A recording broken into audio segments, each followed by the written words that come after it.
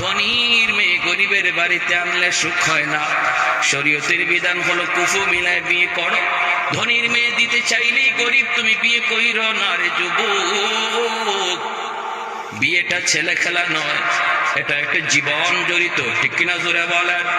এজন্য শান্তি যদি চাও নিজের সমপর্যায়ে যাও, শান্তি যদি চাও সংসারে সমপর্যায়ে যাও, উঁচুতে যাইবা না।